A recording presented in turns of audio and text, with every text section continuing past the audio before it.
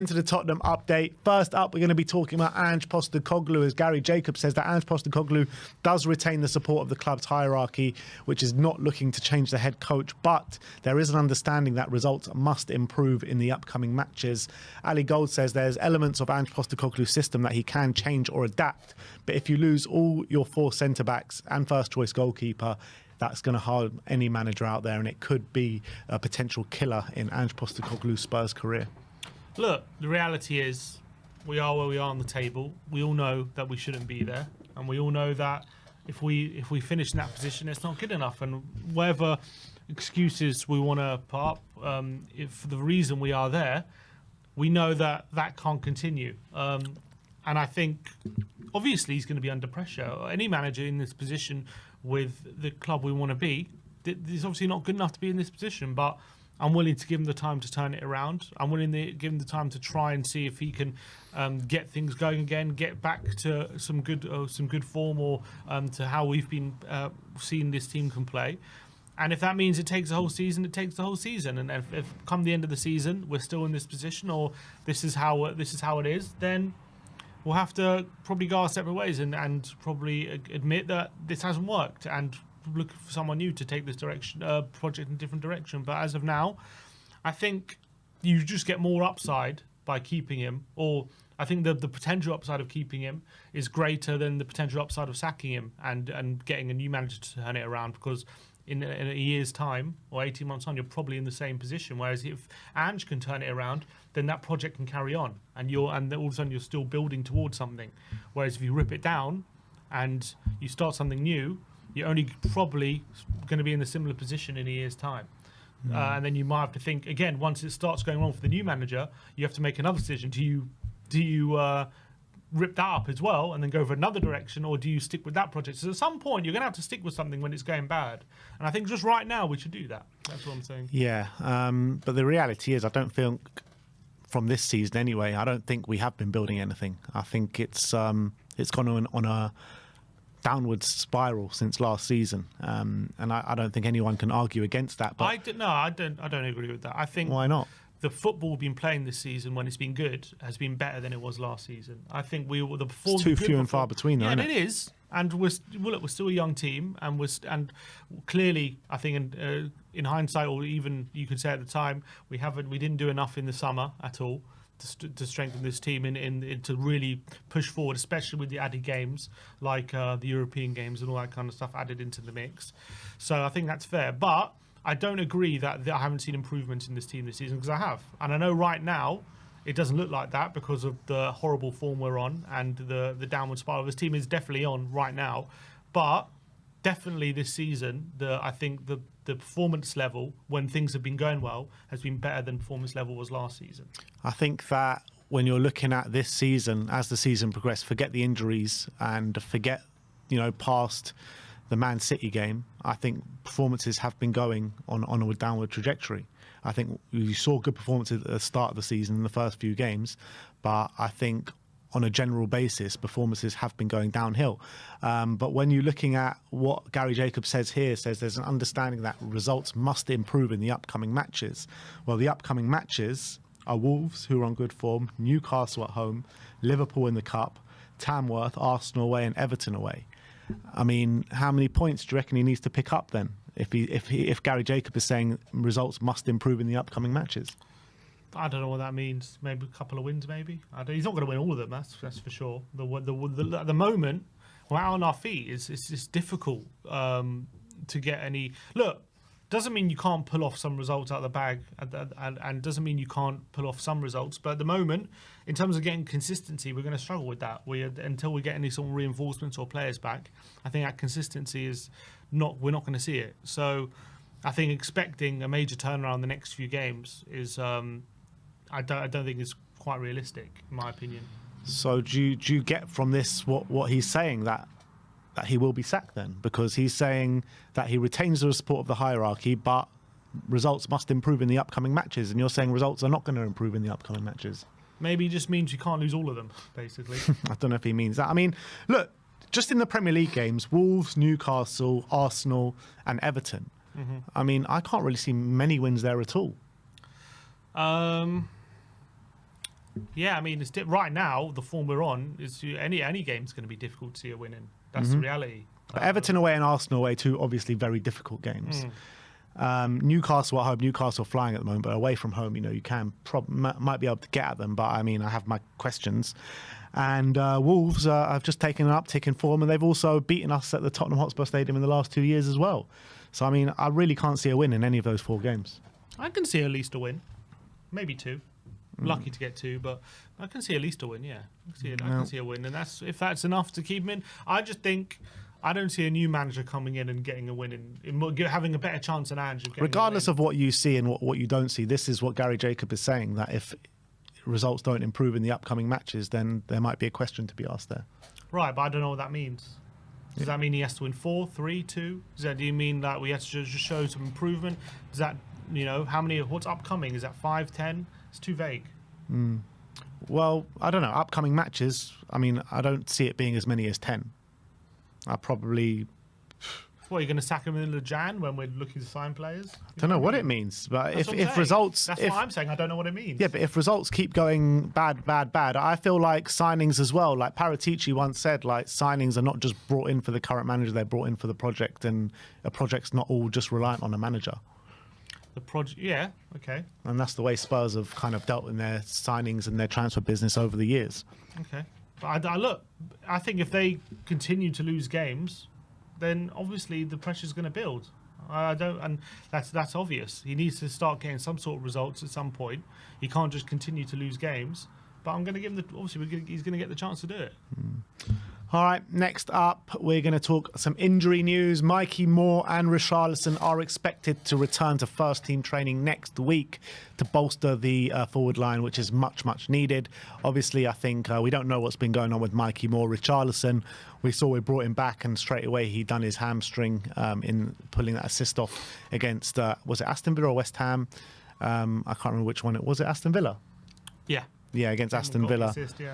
And, we just need to really be on the side of caution of bringing them back, but it's going to be hard because we desperately need them. Yeah, it's different, isn't it? Like, it's difficult to see, what's the right thing to do, because we've been careful with some players, we've been not careful with some players, and re-injury has been a massive problem for Ange Postecoglou and for Tottenham. And then, maybe at some points Ange has to take the blame because he risked it with Van der Ven and he got himself re-injured. Maybe some points the medical staff have to take the blame. But whatever it is, there's a very, very big issue there with players getting re-injured and players coming back and then falling down again. And that's something that we have to... It's completely killing us, those re-injuries right now, and it's mean players are out for sustained periods of time, and it's putting pressure on other players to fill in the gaps, and it's leading to a lot of problems. So let's hope when Richarlison comes back, he stays back, and that's the main thing. But the thing is, Ange said that the last time. We said we're being super careful with him, and we're making sure that when he comes back, he stays back, and all these things. And he has one sub appearance, and he's out for another 2 months or whatever it is. So. I'm not expecting to see Richarlison up until Jan. I think that's what they said. But let's see if he's back sooner than that. But as you say, we need him. Solanke seems to be running on empty at the moment. He's playing 90 minutes every game pretty much, and he works so hard. He does so much running. It's difficult to sustain that. Mikey Moore, obviously, I want him back, but he's a 17-year-old kid. As much as I believe in his talent, I don't think him coming back is going to materially improve us much. No, but what it does do, it takes workload off our wingers at the moment, who are obviously being... Look at Sonny. Sonny is clearly being overplayed at the moment. He hasn't been good enough in the last couple of games. Timo Werner can't seem to provide for us. You've got Brennan Johnson, obviously, who hasn't started the last couple of games, but got a start in the game in Nottingham Forest, and even Decky, who's been out on the wings, he seems to be running on empty at the moment. So it's just extra bodies that we need. Yeah, again, I can see him making some sub appearances, but I don't see him starting too many games at the moment. I think he has to. Just he's got Werner there, and he's not starting him. Yeah, but I think he believes in more than Timo. Yeah, probably. But look, he started one Premier League game against Palace, but that's because Son was out. While Son is there, I just find it unlikely he'll start too many games. But you also got Europa League coming back around. You've got FA Cup with Tamworth. You got many games coming. It's not just Premier League games, and we're going to need everyone hands on deck. But Ange ain't going to be judged on that. He's going to be judged on the Prem. And I'm saying I don't see more affecting the Premier League at the moment too much. Regardless where Ange is going to be judged, we need to perform in all these games. We need to get points. We need to finish in this top 8 in the Europa League. So I'm not talking about where Ange is going to be judged, but the cup competitions are very important for us. I'm not disagreeing with any of that. My only point is, yes, it's great to have more back. I just don't see it materially changing where we are at the moment in terms of this crisis, having more back too much. And let's talk about a couple of potential transfers. Chelsea, Arsenal and Tottenham have all sent scouts to watch Club Brugge fullback Maxim Desiper, who's making a name for himself the last couple of years, I think, in the Belgian league for Club Brugge. Hopefully, they played each other on the weekend, Alfie Devine and Luka Vuskovic. Maybe they put in a bit of a word for him. I'm trying to remember, is he the guy who was playing in the Euros for them? I think he was, yeah. Wing-back. Yeah, I remember he was quite decent, but look, I don't know too much about him. He's a player who plays a wing-back, full-back? Yeah. I mean, we need one of those. Definitely a left-footed player. He doesn't play centre-back as well, does he?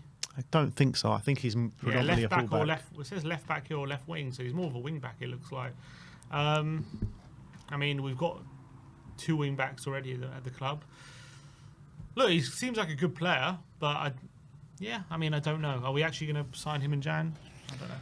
We need to sign something in Jan. We need defensive cover. We need fullback cover. We need attacking cover. I mean, we need a lot in Jan. So I think anything that we can get, I'll be happy with, to be honest. Yeah. And last but not least, Milan Skriniar has been made available for £29 million in January, attracting interest from both Tottenham and Arsenal. I mean, look, we said in the last update when we mentioned him, he's a perfect one for a Conte system, not so much an Ange Postecoglou system.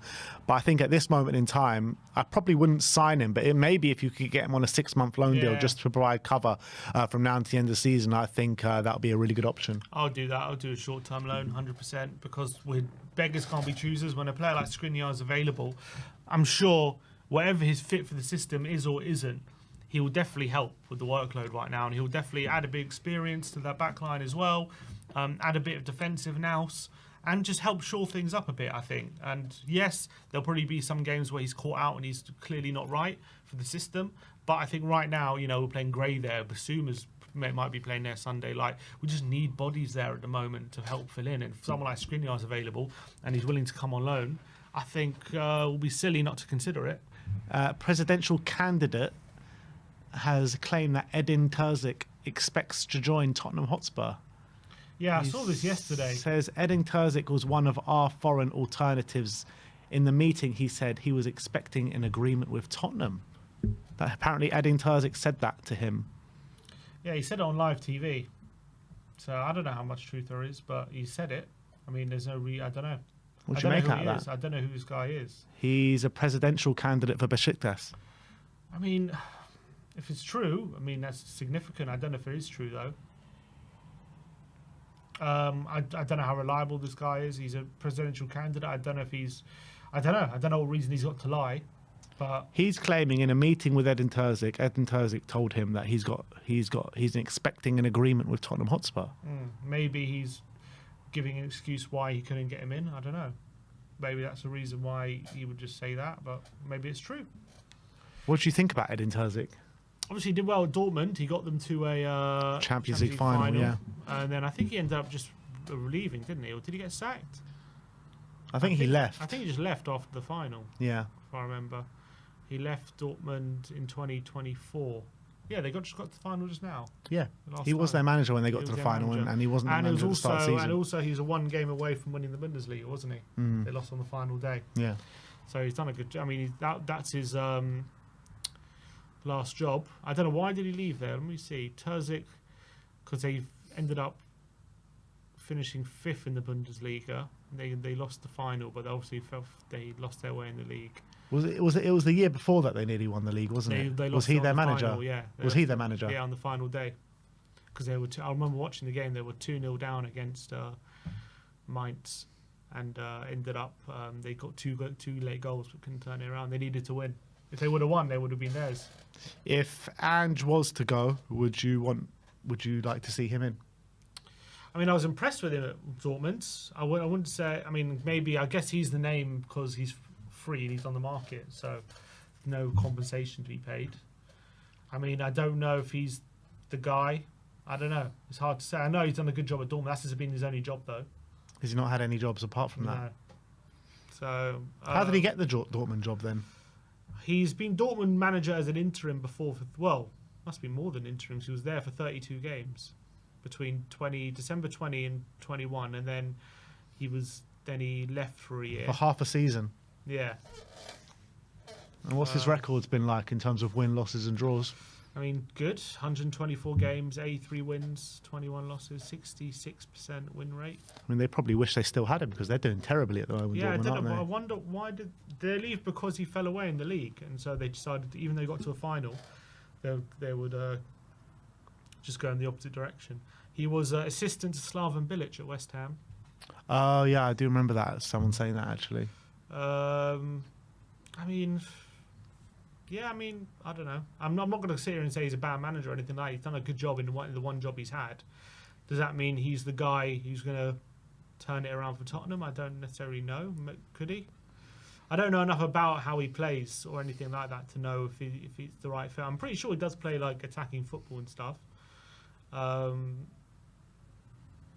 I don't know. I mean, it's not like something that I'm desperately him to get on board with.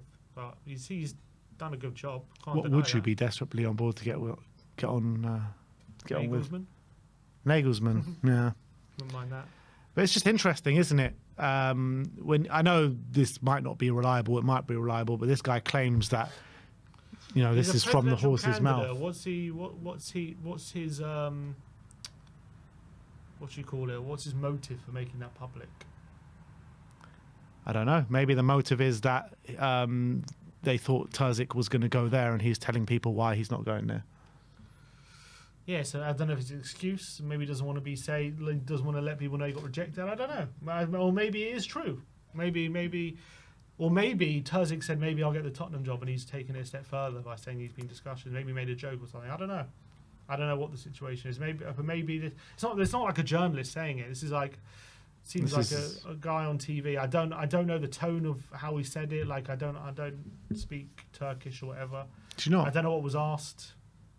Like I need to know a bit more information. It's just a bit odd for a Turkish presidential candidate to say that publicly. There's a bit of an update here from Sami Mokbel. It says Postecoglou maintains the backing of the board. However, the outcome of the Liverpool Cup semi-final is set to be a factor towards how the club view Ange's future, particularly if the team's league form shows no sign of consistent improvement. Well, you're starting to hear it come out now a little bit, because a few weeks ago it was just the club are backing Ange, the club are backing Ange, the club are backing Ange, and now they're starting a bit of doubt starting to come in. The rumblings are there. Yeah. But I guess it implies if we beat Liverpool and the league form continues, we'll still be safe. Yeah, so can you see us beating Liverpool? Depends if they rest players or not. Yeah, unfortunately, I think the writing's on the wall, like I said at the beginning of this stream. So I don't want to see him get sacked, but I do think it's going that way. Look, of course, he can't continue this form. I don't deny that. We all know that. We can't continue to be. The longer we're in this position in the league, the more the pressure's going to build. There's no denying that. It's obvious. But you've got to give him a chance to turn it around. And he will have the chance against Liverpool in the semi-final in a week's time. Well, that's not a league form. No, but he's saying it's going to be a big factor in the decision. Yeah, he's saying, well, not a big factor, but a factor, they said. Yeah. So there you have it. Sami Mokbel, and some news starting to come out about some doubt from the board coming in for Ange Postecoglou. So yeah, that is your Tottenham update. Let us know your thoughts in the comments section below. What's your thoughts on Ange Postecoglou, the potential transfers coming in, and are you excited to see Richarlison and Mikey Moore back in the frame? But let's move on. I'm going to donate my hamstring to Richarlison. Are you, yeah? And actually, Van der Ven. Maybe I'll donate it to Van der Ven. Well, you've got 2 hamstrings now. Okay, 2. I'll give one to Richy and one to Van der Ven. I'm taking one for the team. Brilliant.